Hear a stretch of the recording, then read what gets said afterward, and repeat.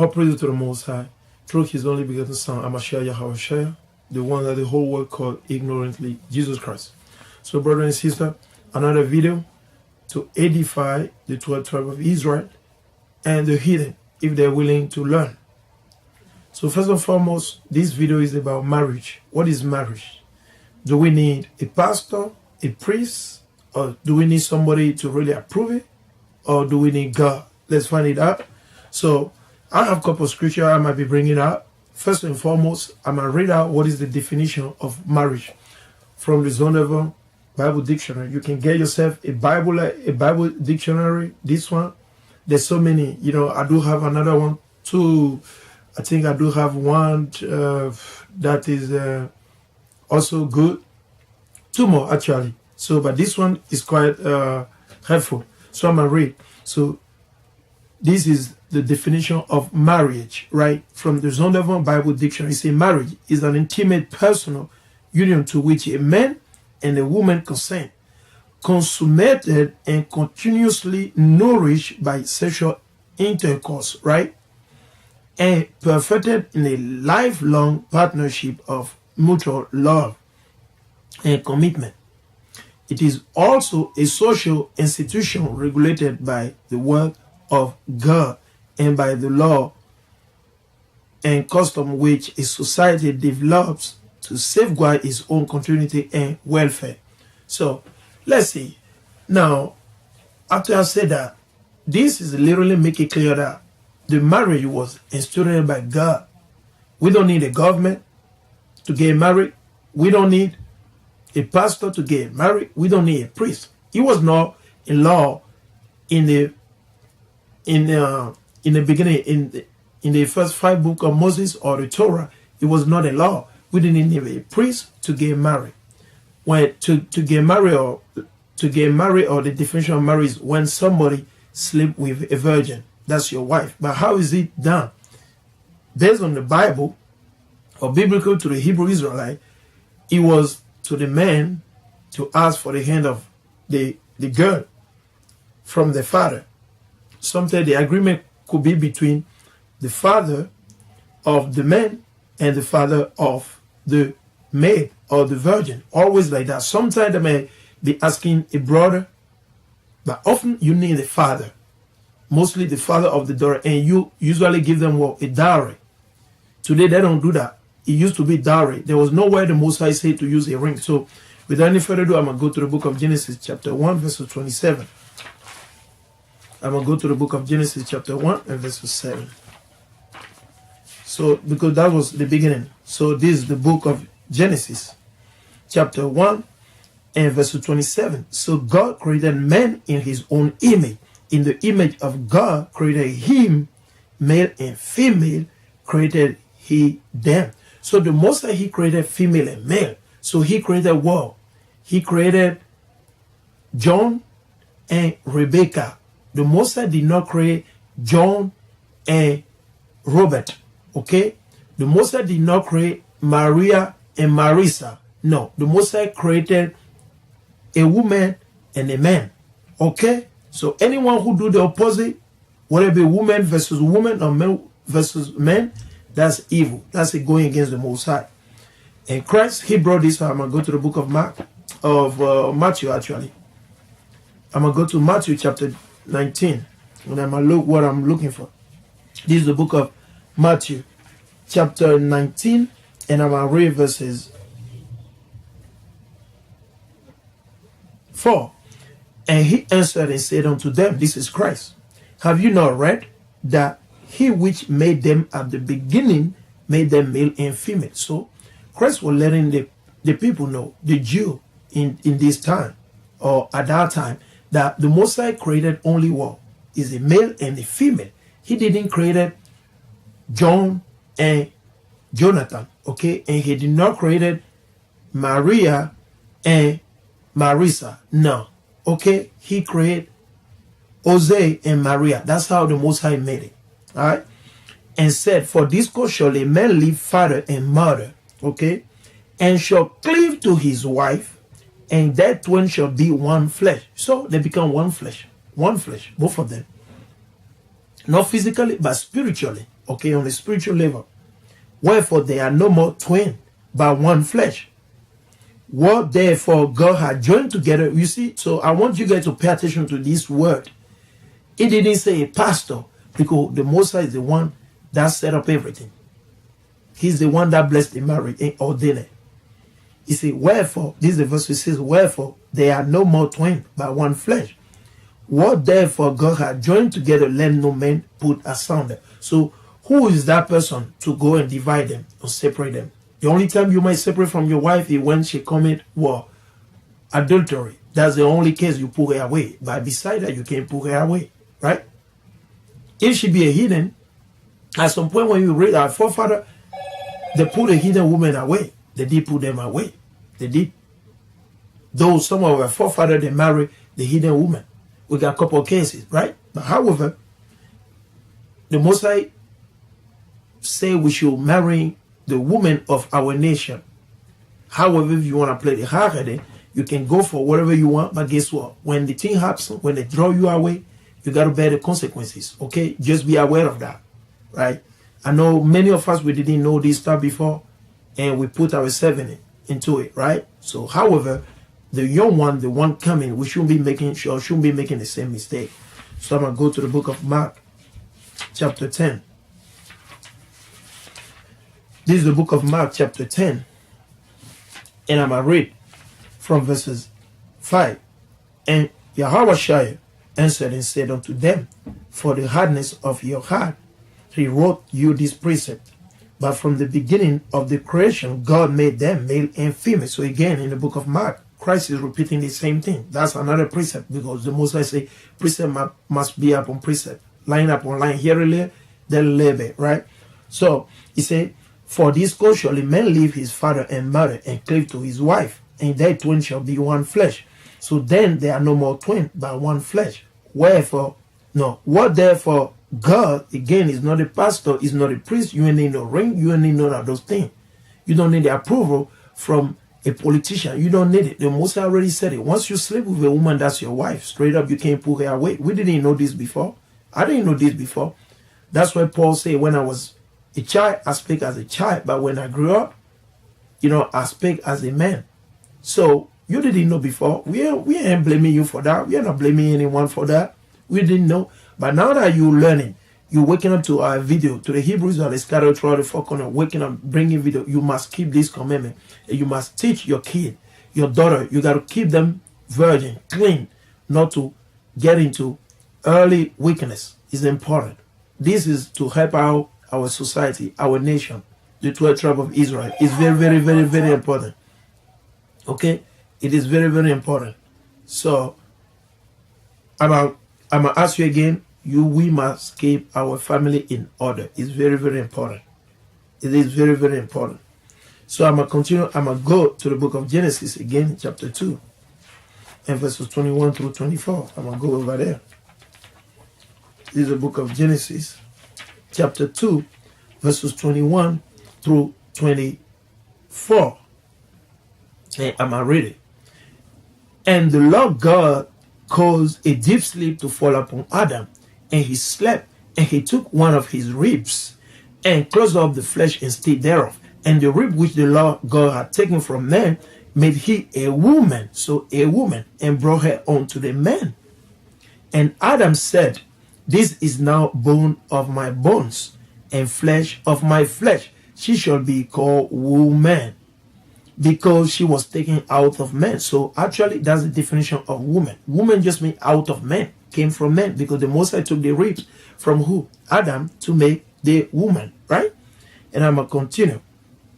Therefore shall a man, that's where Christ was quoting from, because you Christian quick to say, oh, this is the Old Testament, this is done away with, that. But Christ was reading from what? Genesis, the beginning. He was reading from the Genesis.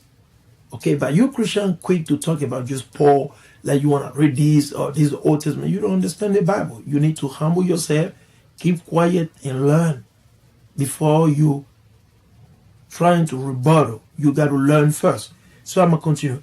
He said, well, therefore shall a man leave his father and his mother, and shall cleave unto his wife, and they shall be one flesh. Like Christ said, like I read to you in the book of Matthew chapter 19, verses 4 through 6, and the book of Mark chapter 10, verses 6 through 8 or 9. Same thing, right? Okay? So there shall be one flesh, right? Now I'm going to jump to Genesis chapter 11, because at different instances, people were getting remarried. But let's see, how did they get married? Did they need a pastor? Did they need a priest? Do they need a pope? Who do they need? Let's find it out. So this is the book of Genesis chapter 11. I'm going to read verses 29. I'm going to read verses 29. And Abraham and Nahor took them wives. So they took them wives, right? So did they say somewhere that they went and found a priest in a church or somebody to? No, you don't need that. God already instituted. So who are you, a man, to go against it and change it, saying that you need to wear a ring? She got to give you. We got no. All those are for business, right? He said the name of Abraham's wife was Sarah, and the name of Nahor's wife, Milcah, the daughter of Haran, the father of Milcah and the father of Iscah. So at that point, we know straight up that Abraham and Nahor, they took wife. They didn't even mention any pastor, any priest, nobody. So where does it come from? We find it out. I'm going to go to Genesis chapter 24. This is the book of Genesis chapter 24, and I'm going to read verses 67. Right? I'm going to read 67. And Isaac brought her into his mother Sarah's tent and took Rebekah, and she became his wife, and he loved her. And Isaac was comforted after his mother's death. So again, that's another verse. That's a clear cut to you, Christian. There's no such thing as a boyfriend, girlfriend in the Bible. Those are man-made doctrine to push us to do fornication. That's the whole idea behind girlfriend, boyfriend, or fiancé, all these things. Is wife and husband. None else.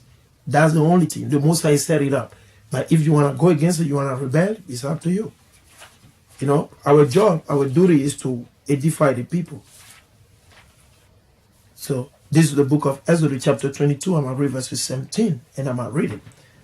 So 22, I'm going to read verse 17. And he said, and I'm going to read from 16 actually. He said, and if a man unties a maid that is not betrothed. So betrothed, that means that is not married. That is not with another man. That does not have husband. That means she's single, virgin, right? No one touched her yet. And lie with her. So you sleep with the woman. This was a law. It's in the book of Exodus, right? This was the law that the Most High gave unto our forefather through Moses, right? He said, well, and if a man unties a maid that it is not betrothed, so is not married, is virgin, single, right? And lie with her. You sleep with her, you have sex with her, right? He shall surely endow her to be his wife. The Most High said, surely. He didn't say maybe. He didn't say maybe you don't like it. No. He said, surely. By force, you have to take that person as your wife. Well, brothers and sisters, I didn't know this before myself. I didn't know this before because I wasn't used to reading the Bible. I used to be just like you outside, believing in Christianity, all these things. But when the Most High woke me up and gave me understanding, I read this stuff. I understood that we were breaking so many laws that, we didn't know, we were not taught. I understood, right? So now, brothers and sisters, as you watch my video, you can't do that anymore. If you sleep with a woman, that's your wife. And you can't be sleeping around. You can't do that for both, whether it be the man or the woman. Okay? He said, if her father utterly refused to give her unto him, he shall pay money according to the dowry of virgins. Like I told you earlier. Married back in those days, you just ask the hand of the girl. If the father agree, you pay the dowry. Whatever the father want. Maybe it's a 2 goats, a cow, or some clothing, or some wine, some whiskey, whatever, you give it away. And that day, in front of everybody, while everybody's celebrating, they give you a token. It's a 2 little white clothing. They give to the men, and they go inside the room, and then they have the first intercourse. The first intercourse. And the girl must bleed on those white little tokens. And the husband got to bring it out.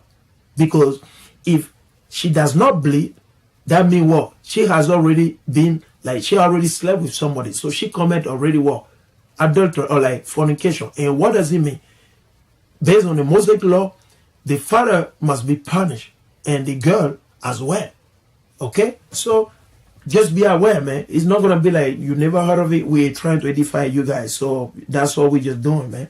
So simple, man. No boyfriend, girlfriend, fiancé, all those things. You got to stay away from it. I'm going to go to the book of Proverbs. I'm going to go to the book of Proverbs chapter 5, verses 15 through 21. This is a proverb, right? Proverbs chapter 5. Proverbs chapter 5, verse 15 through 21. Drink water out of thine own cistern. So the Most High say, enjoy your wife. Okay? Don't try it. If somebody is wife, you don't want it because it's somebody's wife.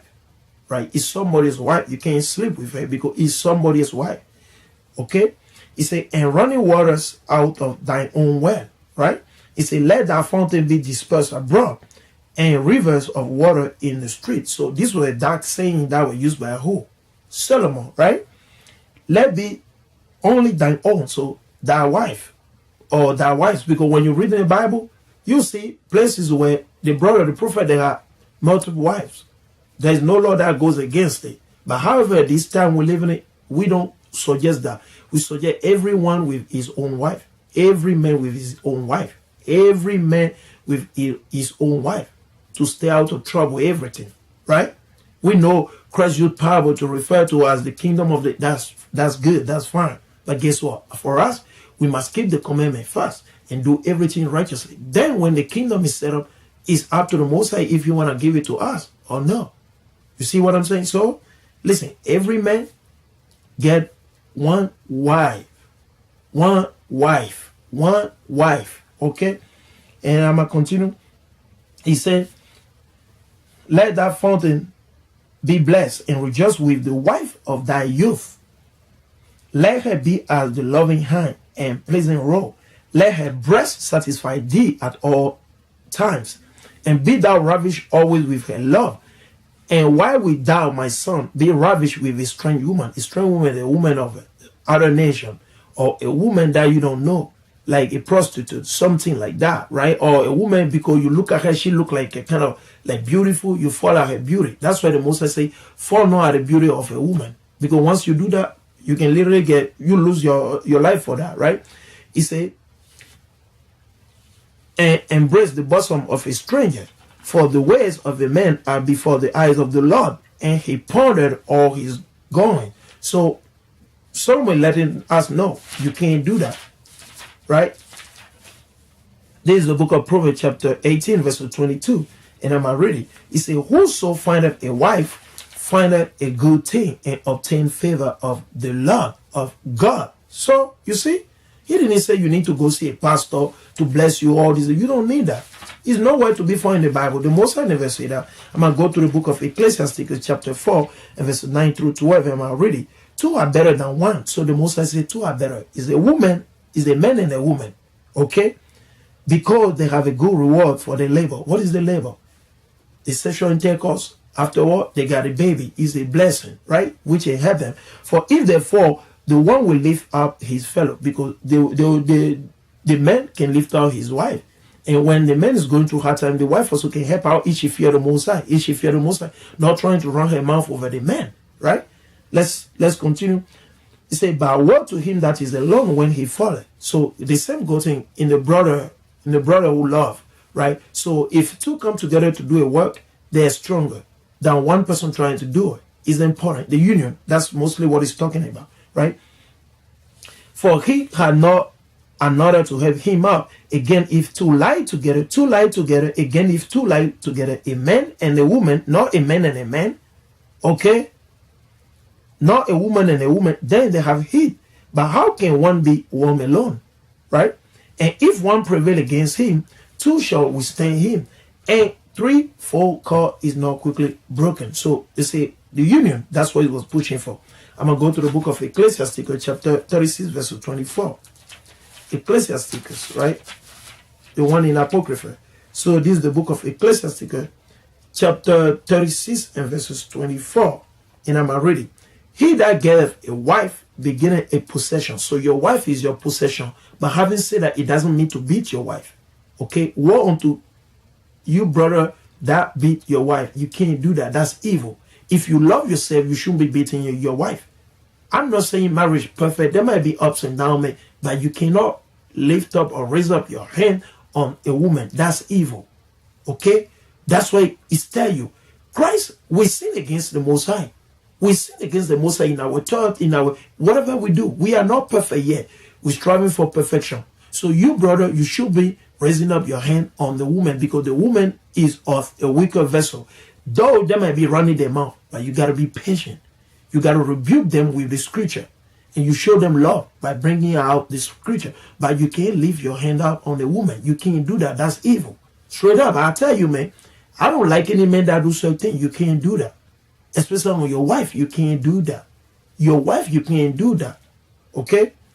So, I'm going to read again. He that getteth a wife beginning a possession, a help like unto himself, and a pillar of rest. So you see, that's what women are supposed to be doing for men. I'm going to go to 1 Corinthians 7. I'm going to go to 1 Corinthians 7 and verses 1. This is the 1 Corinthians chapter 7 and verses 1 through 4. And I'm going to read it. Now, concerning the thing wherefore ye wrote unto me, it is good for a man not to touch a woman. So first of all, nothing as a certain as boyfriend, girlfriend. He's telling you straight up, don't do stuff like that. That's what he's talking about. Right? If you don't see where, nevertheless, to avoid fornication, let every man have his own wife. Right? So, like I told you in the beginning, right? I said it, right? Every man, one wife, right?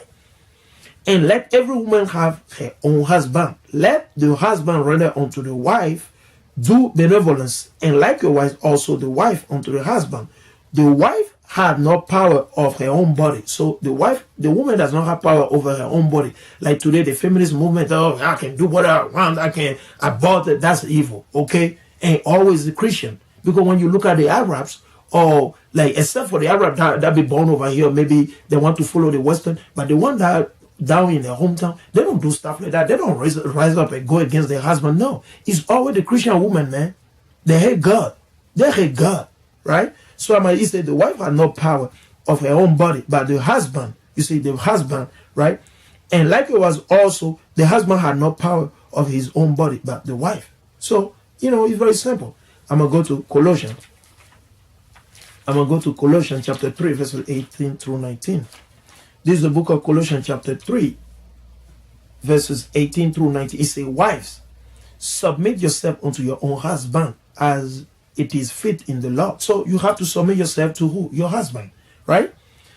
And he said, well, husband, love your wife. So you, brother, please, you got to love your wives. They're weaker vessels. They'll go off, do all these things. You got to be patient. You got to understand that. You got to love them the same way you love yourself. Husband, love your wives and be not bitter against them, right? So, simple, right? I'm going to go to Hebrew. This is the most important scripture that I want to read. This is the book of Hebrew chapter 13 and verses 4. It says, marriage is honorable in all. Now, the marriage is talking about is that when you get a woman and you sleep with her, you don't need a pastor, a priest, somebody to approve it. No, the only person you need is the father of the girl. That's all you need for her agreement, for his agreement, rather, excuse me, right? Because God is the one that instituted marriage, is not man. So you don't need the society to regulate something, bring some law. No. The rest, it came from Satan. It came from the Roman. Wedding ring for all the things, it came from the Roman. He said marriage is honorable in all things. I mean, in all. And the bed undefiled. That means whatever the man do with his wife in his bed, that's between them. Right? It shouldn't be going outside telling your friend, my co-worker, we shouldn't be doing that. Okay? He said, well, but whoremongers, so whoremongers are men sleeping with different women every day, which are not their wives, and women sleeping with different men that are not their husband, right? And adulterers go with judge. So if you want to get judged, you can still having boyfriend, girlfriend. Like we usually tell the brother when we go preach out in the street, on the street, highway, we tell them, when we see them with a girl or boy, girl, we tell them, listen, this is your wife. You can't separate yourself from her anymore. We tell the same thing to the girl, right? Our message is clear. We push for the Most High word. That's all we do. We don't care whatever a man or somebody want to say. That's why the book of Acts, like 5:29, we are to obey God rather than man. Okay? So, I'm going to read 1 Peter 3, 5 through 7. This is the book of 1 Peter 3, 5 through 7, and I'm ready. For after this manner in the old time, the holy woman like Sarah, you don't see that much holy woman. Though today we have many waking up, the Hebrew Israelite woman, right? Okay? He say, the holy woman also who trusted in God adorned themselves being in subjection into their own husband. So you see, into the subjection to the whole, they didn't rebel, fight, argue, I have my own body, I can do. No, that's evil, man. That's evil. Even as Sarah obeyed Abraham. Sarah, do you women today, are you better off than Sarah? No. Sarah, she feared the Most High. She kept the law, the commandment of the Most High. But you women today, you just think that it's all about wearing paint, putting on makeup, all this. Oh, I got this job. You think it's all about. It's not about that, man. Okay? Even as Sarah obeyed Abraham, calling him Lord. Whose daughter ye are? As long as you do well. Only you do well, you are the daughter of Sarah. But you don't do well, you are not her daughter. It's not because you're an Israelite woman. No, it doesn't mean anything. And are not afraid with any amazement. Right? Likewise, ye husband, dwell with them according to knowledge. You see, according to knowledge. So you got to read the Bible to them. Teach them the Bible. Before you get a wife, you got to make sure that she fear God. She want to follow what God said. You got to get what? Counseling. You need a counseling. Don't just see a woman and you think that you just find a wife because you've met each other in a nightclub here. No. You got to get counseling. How do you get counseling? You look for a brother and sister that and it is true, that understand. And they'll open the Bible. They got to open the Bible and teach you. You got to, what? Try her spirit to see if she fear God. Is she willing to go down for Christ and the Most High? If yes, welcome. But if not, hey, you got to let her go. And you got to keep on praying, fasting, asking the Most High to bring on your way the righteous woman. That's the only way you can make it, brother and sister. It's very important. It goes for both ways, men and women. The men got to be down with the Most High. If he want to be a gang doing this wickedness, smoke here, do wickedness, kill somebody, no, man, don't get along with him. He ain't got no job. Stay prayerful. Don't mess with him.